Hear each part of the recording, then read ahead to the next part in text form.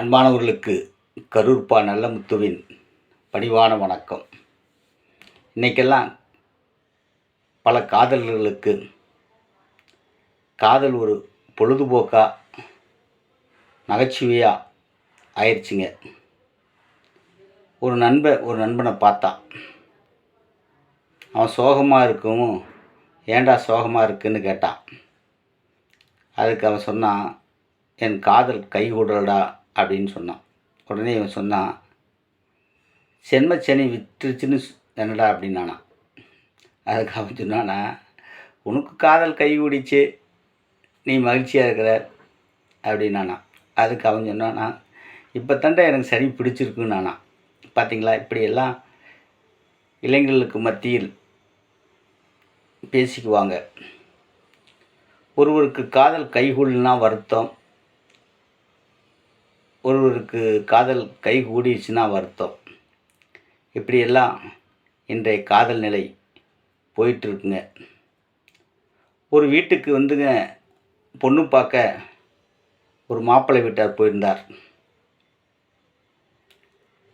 அவங்க பொன் வீட்டு முறைப்படி வந்தவங்களை உபசரிக்கணும் அல்லவா, அதனால் காஃபி டீ எல்லாம் ரெடி பண்ணாங்க.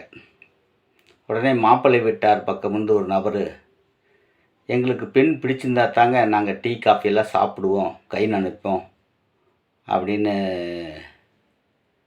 சொன்னாராம். உடனே வந்து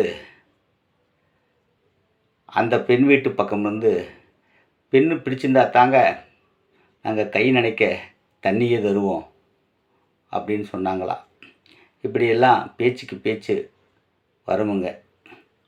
ஏண்டி, நீ மாலை போட்டிருக்கிற விஷயத்த என்கிட்ட சொல்லவே இல்லையே, பாரு நான் மல்லிகைப்பூ அல்வாவோடு வந்துட்டேன் அப்படின்னு கணவன் ஒரு மனைவிட்ட. உடனே மனைவி சிரிச்சுக்கிட்டு, 10 நாள் என்னங்க, அந்த மல்லிகைப்பூவும் அல்வாவும் கொடுங்க அப்படின்னு வாங்கிட்டு அல்வாவை அந்த பக்கம் வச்சுட்டு மல்லிகைப்பூவை எடுத்து கணவனோட காதில் வச்சு விட்டாலாம். இப்படியெல்லாம் நகைச்சுவையை உருவாக்குற விஷயங்களெல்லாம் நடக்குங்க.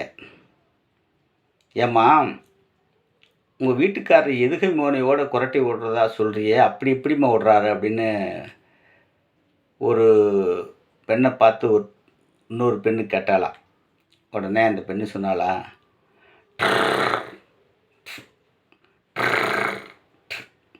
இப்படித்தான் விடுறாரு அப்படின்னு சொன்னாலாம். பார்த்தீங்களா, இப்படியெல்லாம் நகைச்சுவைகளை உருவாக்குற சந்தர்ப்பங்கள் ஒவ்வொருவருக்கும் வருங்க. ஒருத்தர் சொன்னார், கல்யாணமும் சுவிங்கமும் ஒன்றுனாராம்.